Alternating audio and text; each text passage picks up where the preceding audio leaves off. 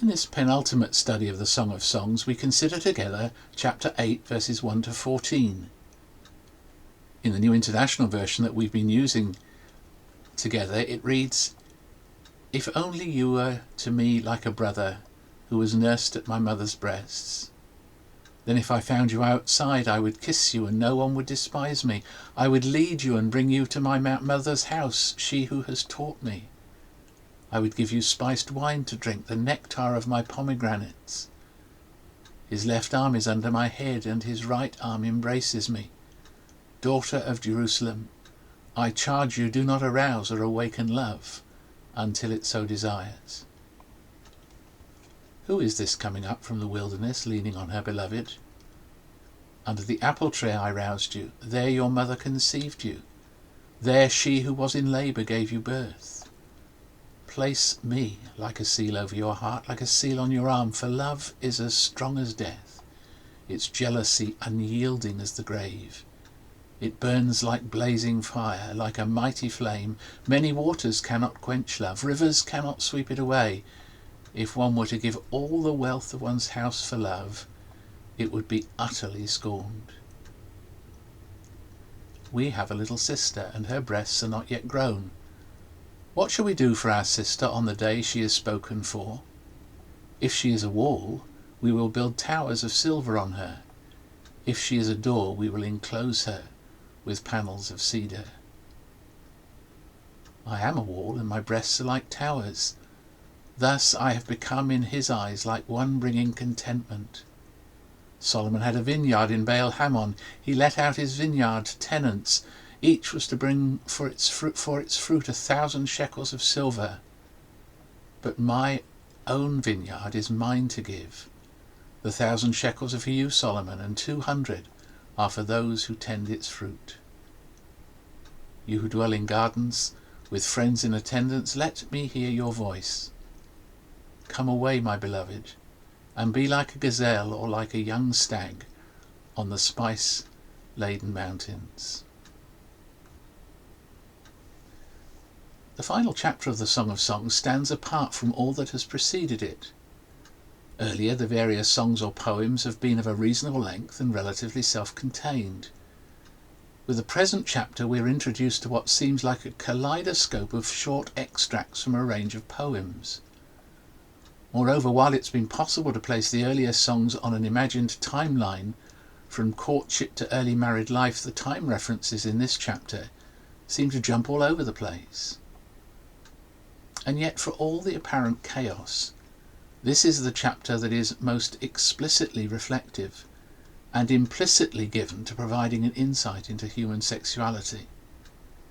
In this way, the Song of Songs fulfills its role within the wisdom texts of the Old Testament, directing its hearers or readership to discover life as it is to be lived under the blessing of God, and to reveal this God and his presence within our human lives.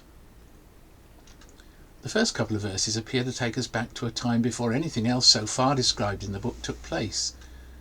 Here we are introduced to the young girl when the first springs of loving desire were experienced. So she longs for a situation and time when she can meet with her young man in a context that is both intimate and socially respectable. Verse 3 reminds us that this occasion was eventually met, and the repetition of her words to the bridesmaids or attendants as she prepared for her wedding in chapters 3 and verse 15 hints at the occasion in which her longings found their fulfilment. The language he uses of the young man is also significant. He is brother and lover. He is family and friend. It is within this relationship that she recognizes her longings will find their profoundest fulfilment, that she will enjoy life to the full. Verses 5 to 7 retransport us from the early springs of love to a time many years later. In chapter 3, the arrival of the groom is described as accompanied by a marriage train. Here, however, the two lovers, perhaps to be envisaged returning from a second honeymoon, have only themselves as company. The reference to the woman leaning on her husband may be a reflection of her loving devotion and dependence on him, and vice versa. It may also imply that she needs support as her creaking elderly joints render her shaky on her feet. in this one image a picture of love that has deepened as years have passed and infirmities and difficulties have increased, is awesomely beautiful. It is one of the most moving verses in the song. Then, as is so often the way with older people, they revisit and reminisce about the places that have shaped their lives, especially their lives together. In particular, they go back to her parental home, where their love for one another first blossomed. This prompts them to reaffirm their devotion to one another, perhaps conscious that as the years passed, so their parting from one another nears. But if death is the grim reaper which bears us all away in its powerful grasp, love itself is equal to it. It too is powerful in its indestructibility. The reference to waters in verse 7 is probably a sidelong look at the mythology of the ancient world, where the powers of chaos and darkness, all that opposed God, were depicted as oceanic convulsions. Neither death nor any power can, in the view of the poem, touch true love, and hence, while sex can be bought, the love of this couple is priceless. At which point in verses 8 and 9 we are again teleported here back to the time when the young woman has not reached puberty. The general point is clear. Her brothers express with force that they hope to affirm at her marriage her virginity. Years later the young woman replies, relishing her figure, and why not? She affirms that she came to her husband a virgin. However, to what does she refer when she says that she was, to quote the New International Version, as like one bringing contentment? At its most basic reference, it may imply that she was able to satisfy her husband, that she had kept herself only for him. Yet the word used is the Hebrew word shalom, which again conveys much, much more, as we noticed in an earlier study. It's an eschatological word. It refers to life lived in the fullness of all that God intended it to be. It refers to that life which is our eternal hope. In the meeting of bodies, yes, and in the union of two personalities, she's brought her husband into an experience that transcends any other earthly experience and even anticipates heaven itself. What a contrast to the experience of Solomon as described in verses 11 and 12.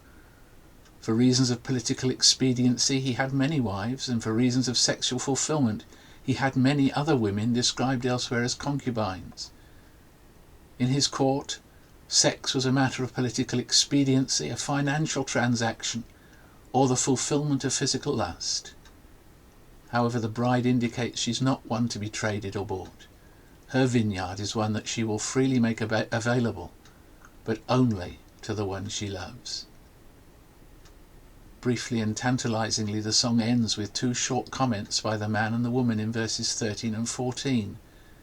Perhaps we may imagine that she's enjoyed a night out with her girlfriends, but her husband longs for the sound of her voice as she returns home. She, for her part, is happy on her return to renew her tryst with her husband, because it is he she wants more than any other.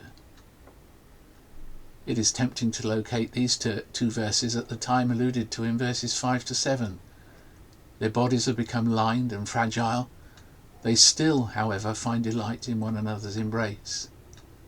The old fire may not burn so brightly, but its heat is still even more present, because overcoming love is the furnace in which it glows. The woman may need some help with the buttons, or he with his zips, but they still find delight in one another. At which point abruptly the song ends. While we might like to have learned some more, yet in another respect nothing more can be said. True love endures all the vicissitudes of time and place. Mutual enjoyment and physical union eclipse every other human experience, and do so as part of God's design in making us in his image. In the lifelong and mutual self-giving of a man and a woman, God is himself glimpsed, and his nature imprinted within us.